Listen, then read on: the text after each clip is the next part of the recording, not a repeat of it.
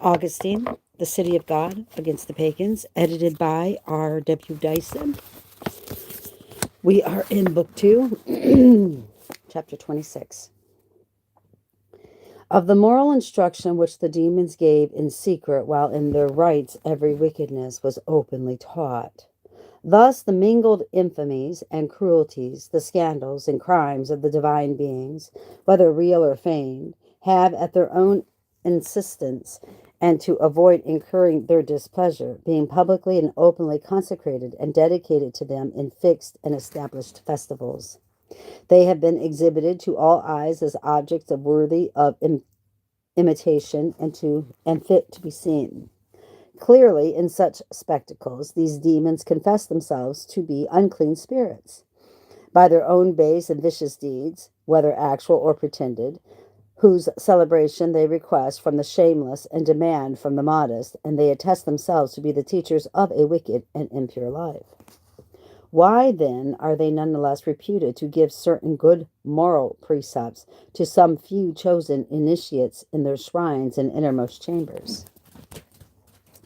If they do indeed do this, then the malice of these harmful spirits must be deemed all the more artful and deserving of condemnation.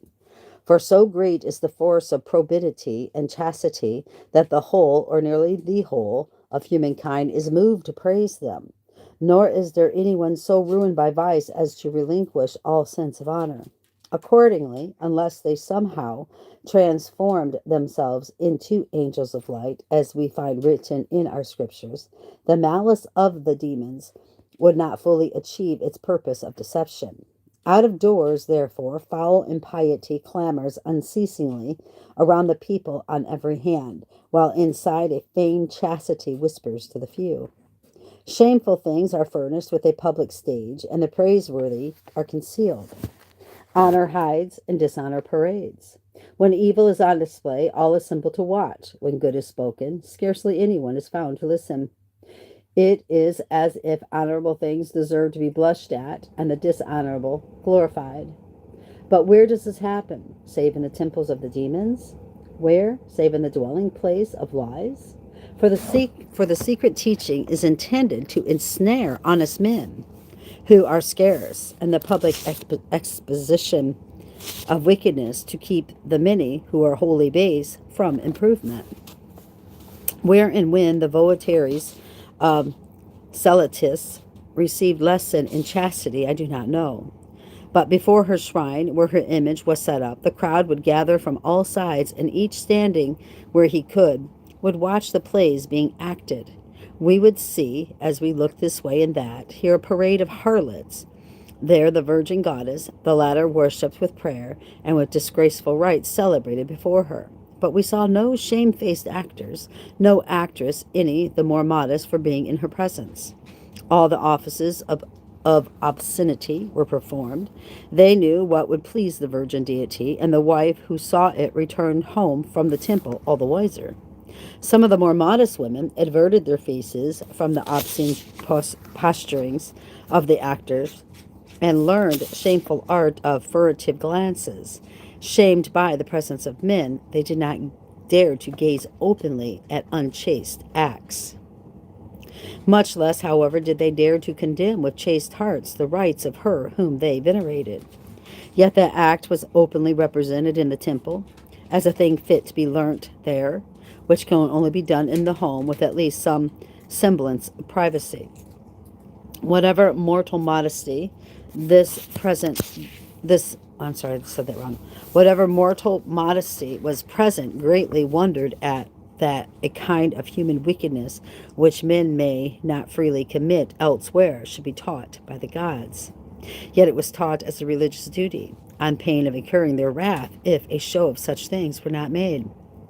There is an evil spirit who by secret incitement arouses the grossest thoughts, and both urges the act and is gratified by the commission of adultery. That spirit also takes pleasure in such rites as we have described. He sets up in the temples the images of demons. He loves to see vice portrayed in plays. And is it not he who whispers words of righteousness in secret? to deceive even the few good men, while in public scattering invitations to vileness to gain possession of the countless wicked. Wow. Chapter 27, that the obscenity of the games celebrated to propitiate the Roman gods did much to undermine public discipline. When he was about to be made Adel, Cicero, who was a distinguished man, and by way of being a philosopher, proclaimed for all the city to hear that among the other duties of his magistracy would be to the propitiation of Mother Flora by the celebration of games. By custom, these games were reckoned to be the more devout, the more disgracefully they were celebrated. In another place, when he was now consul and the city was in dire peril, he said that the games had been in progress for 10 days, and that nothing belonging to the propitiation of the gods had been left undone, as if it were not more fitting to annoy such gods by temperance than to pacify them with extravagance, to provoke them to hostility by righteousness, rather than pandering to them with such disgrace. For no matter how frightful the cruelty which those men on account of whom the propitiation was being offered were about to inflict, it was not worse than what the gods themselves inflicted when they were appeased by such disgusting corruption. For in order to avert what the enemy threatened to do to the body, the gods were placated by means which defeated virtue in the mind. They would not come forward as defenders of the city walls against the invaders without first themselves becoming the enemies of good morals. This propitiation of such deities was so wholly wanton, impure, immodest, wicked, and unclean that the actors who performed it were, by the praiseworthy name and virtue of the Romans, excluded from public office, expelled from their tribes, recognized as base, and declared infamous. This shameful propitiation of such deities was, I say, inimical and detestable to the true religion. Yet the whole city learnt these stories of the seductions and crimes of the gods, these ignominious tales of deeds which the gods either viciously and foully did, or even more viciously and foully invented for the eyes and ears of the public. The Romans perceived that these deeds were pleasing to the divine beings, and so they believed them not only worthy of display to the gods, but also worthy of imitation by themselves. And I know nothing of that purportedly good and honest teaching, which, if it was given at all, was given to so few and so secretly that the gods seemed rather to fear that it might be disclosed than it might not be practiced. Hold on 1 minute. Excuse me. Chapter 28. Of the wholesomeness of the Christian religion. The perverse and ungrateful, held ever more deeply and obduratedly in bondage to the abominable spirit, complain and murmur, because men are plucked from the infernal yoke of these most unclean powers through Christ's name. They complain that men are carried from the darkness of ruinous impiety into the light of the most wholesome godliness. They complain because, in chaste observance and with a decent separation of each sex, the people flock to church, where they hear how they should live well at the present time, so that they may deserve to live in eternal blessedness after this life, where Holy Scripture and instruction in righteousness are preached from on high in the sight of all, and where those who obey may hear it to their profit, and those who do not obey may hear it to their condemnation. Some, indeed, come only to laugh at such teaching, but all their impudence is either abandoned in a sudden change or restrained by fear or shame. For no foul or disgraceful spectacle or example is ever presented when the teachings of the true God are expounded, or his miracles told, or his gifts praised, or his blessings sought. Chapter 29. An exhortation to the Romans to abandon the worship of the gods. Desire these things, then, O admirable Roman character, O offspring of Reguli, Scufoli, Scipio, Fabricici. Desire these things instead. Distinguish them from the most shameful emptiness and deceitful malignity of the demons. If by nature there is anything in you trustworthy of praise, It will be purged and perfected by true godliness alone, and by impiety it will be ruined and brought to punishment. By impiety. Choose now which you will follow, so that your praise may be not in yourself, but in the true God, in whom there is no error. Once upon a time, the adulation of the peoples was with you, but the hidden judgment of divine providence, the true religion, was withheld from your choice. Awake, it is day. You have indeed awakened already in some of your people, in whose perfect virtue and suffering for the faith we Christians glory indeed. These people, striving against the most hostile powers by every hand, and triumphing through fearless death, have purchased this country for us with their blood. To this country we invite you then. We entreat you to enroll yourselves in the number of the citizens of that place, whose sanctuary, as it were, is the true remission of sins. Do not listen to your degenerate countrymen, who revile Christ and the Christians. They long for times not of quiet living, but of secure wickedness, and so they accuse us as though the times were evil rather than themselves. These things were never pleasing to you, or of profit to your earthly country. Seize now the heavenly country, for the sake of which you will toil only a little, and which you will truly reign eternally. You will find no vestal flame there, and no stone statue of Jupiter on the Capitol, but you will find the one and true God, who will set no bounds or duration to your state, but will grant empire without end. Do not desire false and deceitful gods. Abjure these, despise them, and spring forth into true liberty. They are not gods. They are malignant spirits, to whom your eternal felicity is a punishment. Juno, from whom you trace your fleshly origin, was not seen to begrudge the possession of the Roman Citadel to the Trojans more than these demons begrudge the whole human race an eternal throne. Yet you still hold them to be gods. But you yourselves gave no small judgment against such spirits when you perpetuated them with plays, yet declared infamous the men by whom those plays were performed. Allow your liberty to be asserted against the unclean spirits who imposed upon your necks the burdens of worshiping them as sacred and celebrating their own dishonor. You excluded the performers of those divine crimes from public office. Now beseech the true God to exclude from you those gods who take delight in their crimes, whether true, in which case wholly shameful, or false, in which case wholly malign.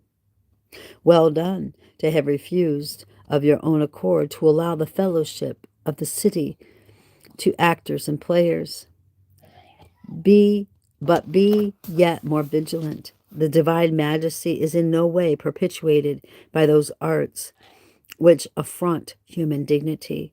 How then can gods who take delight in such ob obs let's see obsquees, I don't know what that is, obsequies, be deemed to belong to the covenant of the holy powers of heaven, when the men by whom these same obsequies are performed are not deemed to be included in the number of Roman citizens of whatever class. This was published in the 300s. Just to let you know, I see the little thing there. It was published in the 300s, the late 300s. This is from Augustine of Hippo. Let me continue. The divine majesty is in no way propitiated by those arts which affront human dignity. How then can gods who take delight in such obsequies be deemed to belong to the covenant of the holy powers of heaven, when the men by whom these same obsequies, I'm sorry, I cannot say that word, I don't know it, are performed, are not deemed to be included in the number of Roman citizens of whatever class? Incomparably fairer is the supernal city, where victory is truth, where dignity is holiness, where peace is happiness, and where life is eternity. Much less does it have such gods in its fellowship, if you blush to have such men in yours. If you desire to approach the blessed city, then shun the fellowship of demons. Those who are propitiated by the base are not worthy to be worshipped by the honorable. So let these spirits be excluded from your piety by Christian cleansing, just as those men are excluded from your public honors by the censor's band. But as to fleshly goods, which are all that the wicked wish to enjoy, the fleshly evils, which are all that they wish to avoid, even in this case the demons do not have the power that they are reputed to have. Although if they did, we ought rather to despise these goods also than to worship demons for the sake of them, and by worshiping them become unable to attain to the things which they begrudged us. And we shall see in what follows that they do indeed lack the power over those very things for the sake of which it is contended they ought to be worshipped. This, however, is the end of the present book. So that ends book 2, book 3, chapter 1. Of those adversities which are the only kind of evils that the wicked fear, yet which the world always suffered while it worshipped the gods, small g. Enough has been said, I suppose, of those moral and spiritual evils which are especially to be shunned, to show that the false gods of the Romans did nothing to help the people who worshipped them to avoid oppression by the weight of such ills. On the contrary, they caused them to be oppressed by them in ever greater measure. Now, I see, I must speak of the only kind of evils which our adversaries are unwilling to endure. That is famine, disease, war, pillage, captivity, slaughter, and the similar things which we have already mentioned in the first book. For evil men regard as evils only those things which do not make men evil. They do not blush to praise good things, yet to remain evil themselves, even among the good things that they praise. It vexes them more to have a bad house than a bad life, as if the greatest good for a man were to have everything good but himself. Even when the Romans worshipped them freely, however, their gods, small g, did not prevent the occurrence of their material ills, which are all that they dread. For at various times and in different places, before the advent of our Redeemer, the human race was consumed by innumerable and, in not a few cases, incredible disasters. Yet at that time, apart from the one Hebrew nation and some few other persons who were found worthy of divine grace by the most hidden and just judgment of God, what gods but these did the world worship? In order not to be unduly tedious, however, I shall remain silent as to the most grave ills suffered by other nations elsewhere. I shall speak only of those which befell Rome and the Roman Empire, that is, the city properly, so called, and the territories which, before the coming of Christ, had been joined to her by alliance or subjected to her by conquest, and had thus become, as it were, the body of the commonwealth. Chapter 2. Whether the gods who were worshipped by the Greeks and Romans alike had good reason for allowing the destruction of Elam. First of all, I must not pass over or suppress what I have already touched upon in the first book. Why then was Troy or Elam, from which the Roman people derived their origin, conquered, captured, and destroyed by the Greeks, even though its people worshipped the same gods as they did?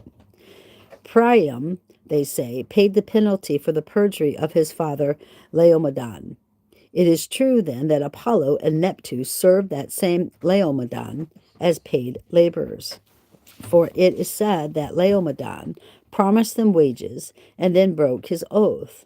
I wonder at it that Apollo, who celebrated for his ability to foresee the future, toiled at so great a task without knowing that Laomedon was intending to dishonor his promise.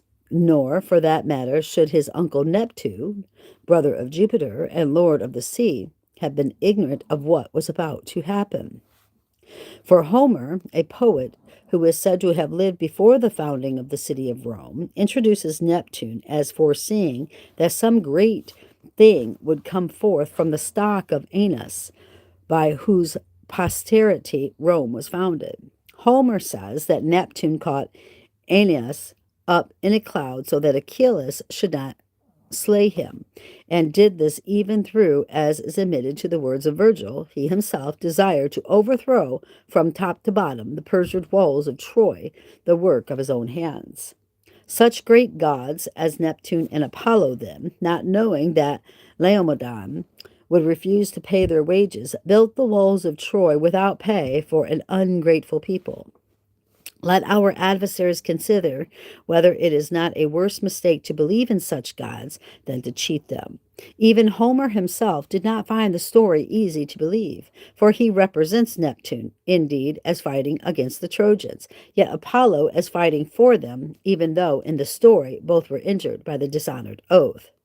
If therefore our adversaries believe such tales, let them blush to worship such divine beings.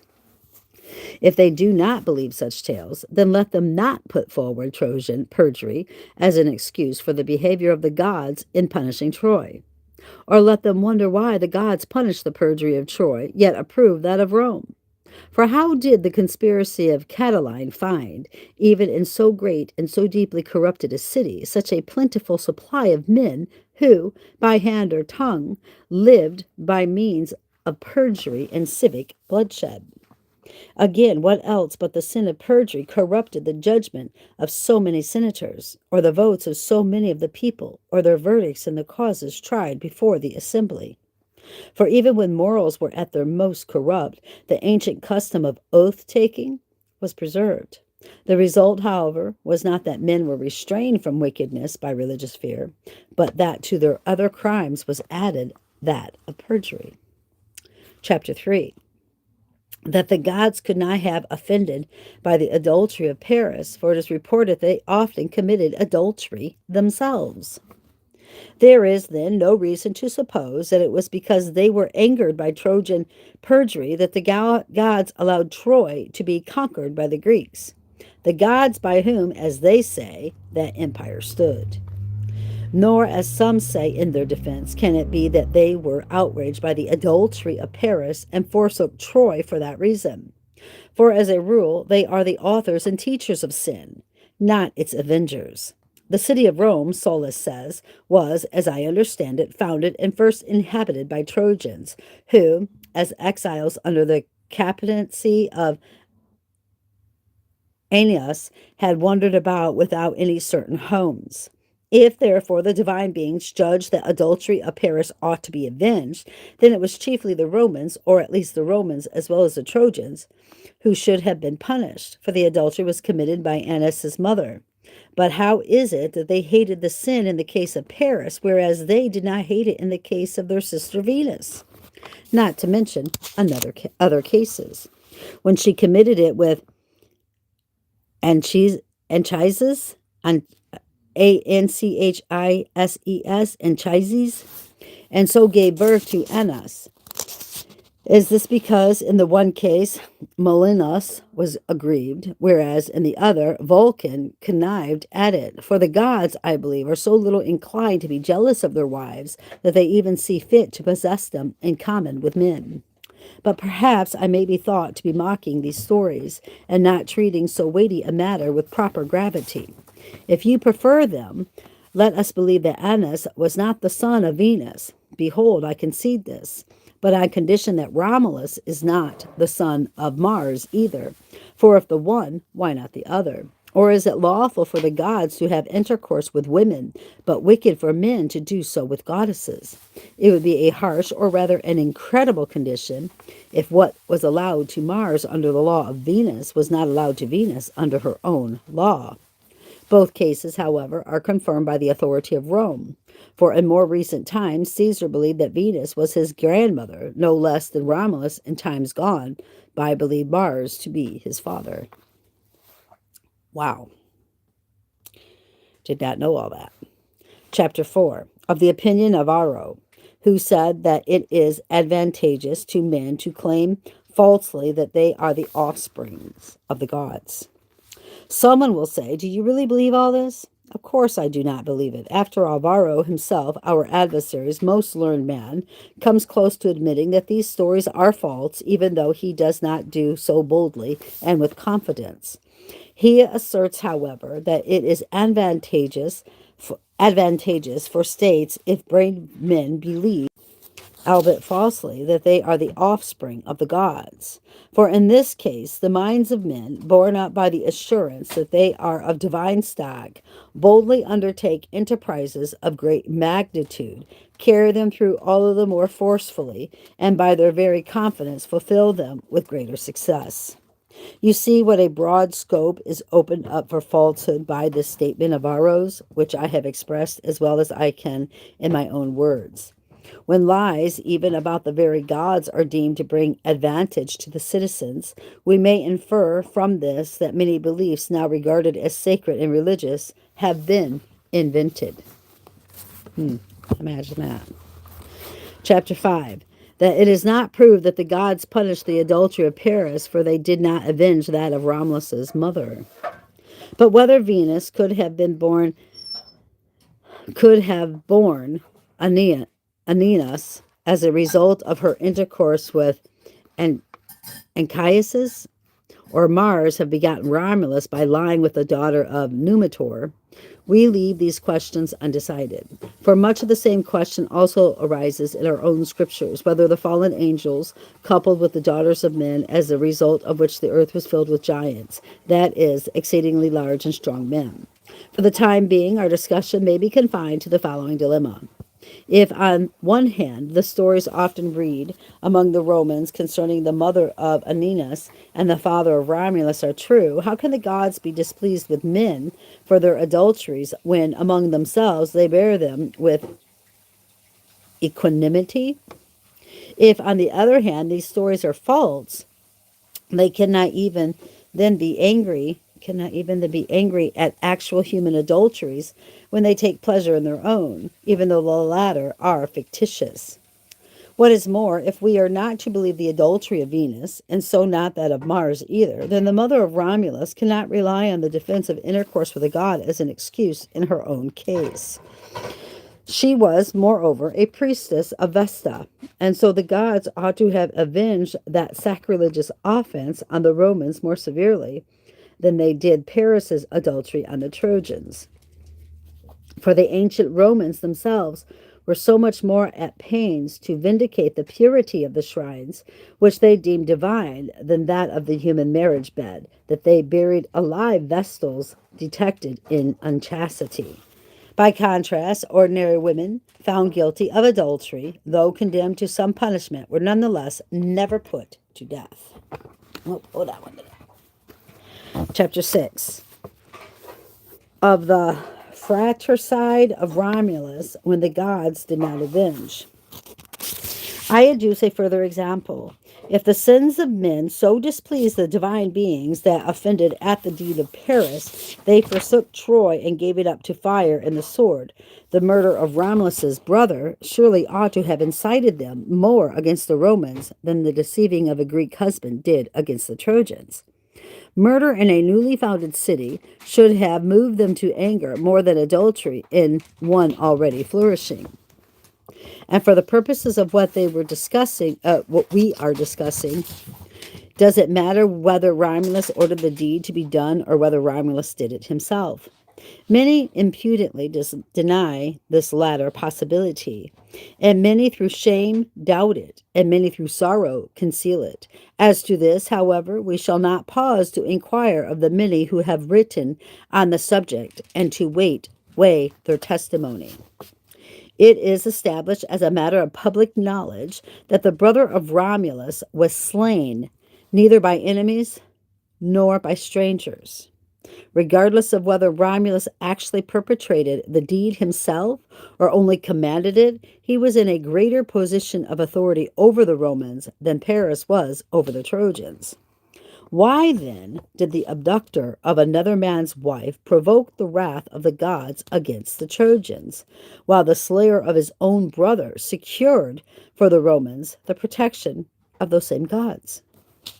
But even if that crime was not committed either by Romulus or at his command, it should in any case have been avenged. Thus, the city as a whole committed the crime which as a whole it overlooked. In this sense, then, it slew not its brother, but its father, which is worse.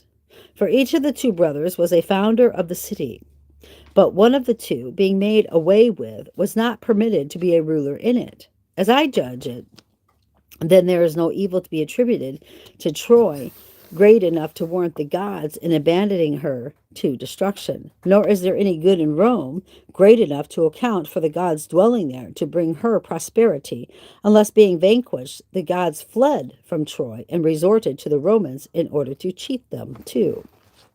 They also remained in Troy, however, so that according to their custom they might deceive those who should once again dwell in those lands, while here at Rome, by a still greater exercise of their treacherous arts, they rejoiced in ever greater honors. Chapter 7.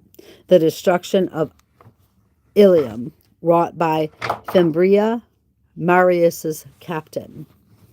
Surely, however, we ask what crime poor Ilium had committed that when the Roman civil wars broke out, she should be destroyed once more, this time by Fimbria, the worst of the men in Marius's faction?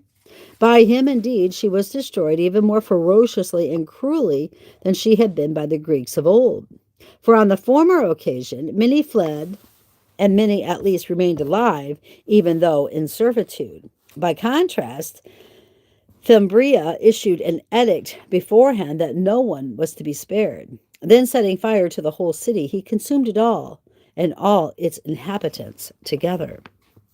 Thus was Ilium rewarded, not by the Greeks whom she had angered by her iniquity, but by the Romans who owed their origin to her earlier calamity. For their part, the gods whom the Trojans and the Romans worshipped in common either did nothing to help the Trojans avert this fate, or, which is the truth of the matter, had no power to do so. Did it happen on that occasion also, then, after Troy had recovered from the fire and ruin formerly inflicted by the Greeks, that the gods by whose help the city stood once more departed, forsaking shrine and altar? If they did indeed depart, then I ask the reason, and in proportion as I find the conduct of the citizens to have been better on the first than on the second occasion, so much the worse do I find that of the gods. For the citizens had closed the gates against Fimbria in order to preserve the city intact for Sulla. This is what angered him so much that he set fire to it, or rather extinguished it entirely. Moreover, up to this time, Sulla was the leader of the better faction, for he had until now used his armed force to restore the commonwealth, and his good beginnings had not yet met with their bad end. What better thing, therefore, could the citizens of that city have done? What more honorable thing? What more faithful? What more worthy of their filial obligations to Rome than to preserve the city for the better Roman cause and to close their cities against the parricide of the Roman Commonwealth? But let those who defend the gods note how great a ruin this brought upon the people of Ilium. On the first occasion, the gods had deserted an adulterous people and abandoned Ilium to the fires of the Greeks, so that a more chaste Rome might be born from her ashes. But why did they subsequently desert the same city again, now allied to the Romans? Ilium had not rebelled against her noble daughter Rome. On the contrary, she had preserved a most constant and pious fidelity to the more just of her factions. Why, then, did the gods abandon her to destruction, not by the stalwart heroes of the Greeks, but by the very worst of the Romans? Or, if the gods were displeased by Sulla's faction, in the interest of which the wretched Trojans closed their gates, why did they promise and foretell such good things for that same Sulla? Or are they once again revealed as flattering the fortunate and failing to defend the unfortunate? But it was not, in fact, because she was deserted by the gods that Troy was once again destroyed. For the demons, always vigilant to deceive, did all that they were able to do. Indeed, Livy records that when all of the other idols were destroyed and burnt with the city, only that of Minerva is said to have been found standing intact in the great ruin of her temple. But this survival did not come about so that it should be possible for men to speak in praise of the country's gods under those, under whose divine presence Troy forever stands. Rather, it came about only so that it might not be said in their defense that all the gods upon whom this realm stood have gone, forsaking shrine and altar. The gods were permitted to exercise a certain amount of power, not in order to demonstrate their might, but only so that they might be convicted of being present. Chapter 8. Whether Rome ought to have been entrusted to the Trojan gods. How then was it in any way prudent to entrust Rome to the custody of Elam's gods after this demonstration of their efficacy in the case of Troy herself? Will someone say that when Troy was stormed and taken by Fimbria, the gods were by now already dwelling in Rome? How then did the image of Minerva remain standing? But if they were already at Rome when Fimbria destroyed Elam, were they perhaps at Elam when Rome herself was taken and burnt by the Gauls? Because they have very acute hearing and are able to move swiftly, however, they returned quickly when they heard the voices of the geese in order to protect at least the Capitoline Hill, which remained untaken. But the warning came too late for them to return in time to defend the rest of the city. The Capitoline Hill is where the Vatican stands. It's on that mountain. Isn't that interesting? Chapter 10. Whether we are to believe that the peace which prevailed during the reign of Numa was due to the protection of the gods. The gods also believed to have helped Numa Pompilius, the successor of Romulus, to have peace during the whole time of his reign and to close the gates of Janus, which customarily stand open in time of war. He deserved this help, of course, because he established for the Romans many sacred rites. That man might indeed have merited congratulation for enjoying so great a leisure had he been wise enough to devote it to wholesome ends and abandoning his most pernicious curiosity to seek with true godliness the true God. As it is, however, it seems not that the gods brought him this leisure, but that they would perhaps have deceived him less if they had found him with less leisure. Hold on. Stop it. Come on. Leave them. Leave them. Good boy. Okay. For the less occupied they found him, and the more were they able to occupy his attention themselves. Varro tells us that Numa undertook, and by what acts he sought to associate the gods with himself in the city. In their proper place, if it pleases God, these things will be discussed with greater care.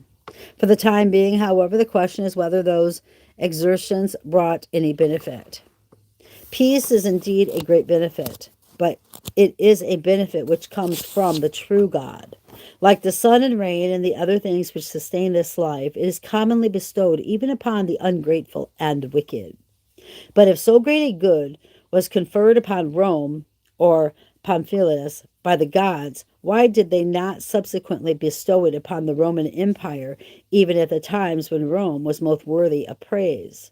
Were the sacred rites more efficacious at the time of their institution than when they were celebrated after their institution? In Numa's time, they were not yet in being. They were brought into being when he introduced them. In latter times, when they were already in being, they were cherished so that they might bring profit. How is it, then, that these 43 years, or, as others prefer it, 39 years of Numa's reign, were spent in such great peace, yet afterwards, when the sacred rites were long established with the gods evoked by those rites, or the patrons and guardians of the city, there was so little peace? For of the many years from the founding of the city down to the time of Augustus, there was only one, the year commemorated as a great wonder following the end of the First Punic War, during which the Romans were able to close the gates of war. Chapter 10. Whether it was desirable for the Roman Empire to be increased by such a frenzy of warfare when it could have remained quiet and secure by the policy that was pursued under Numa. Do our adversaries reply that the Roman Empire could never have been spread so far and wide, nor could its fame have been so greatly proclaimed, had it not been for the waging of constant and unremitting war? A worthy argument indeed. Why must an empire be unquiet in order to be great? Consider the human body. Is it not enough to have moderate stature with good health? Or is it better to attain gigantic size, yet, having attained it, to find no rest, but to be plagued with ills which are greater in proportion to the size of the body's members? How would it have been an evil state of affairs? How, indeed, would it have been anything other than good if those times recorded by Solus had remained in being? He says at First Kings, for that name was first used for the right to rule on earth, were different from one another in character, for some cultivated the mind and the others the body. Also, men still lived lives free from greed, and each was well enough pleased with what was his. Was so great an extension of empire worth the state of things that Virgil so deplores when he says, little by little there came a baser, paler age, bringing both the fury of war and the love of gain. Clearly, however, the Romans did have a just defense for undertaking and waging such great wars. They were compelled to resist the savage incursions of their enemies, and they were compelled to do this not by greed for human praise, but by the necessity of defending life and liberty. This much is plain enough, for as Solus himself writes, when their state, sustained by laws, customs, and land, was seen to be wealthy and powerful, envy arose out of prosperity, as it does in most of the affairs of mortal men. Neighboring kings and peoples therefore undertook warfare. Only a few allies gave assistance, for the rest were stricken with fear and shunned the peril. But the Romans, alert both at home and in the field, made haste and prepared. They rallied one another, marched forth to meet the enemy, and defended their liberty, their fatherland, and their family were with arms. Afterwards, when by their valor they had repulsed the danger, they brought aid to their allies and friends, and established friendships more by conferring benefits than by receiving them. When Rome increased by these means, she did so honorably. But as long as a peace maintained during Numa's reign, despite the incursions and attacks of wicked men, or such enduring peace possible because such attacks were not being mounted.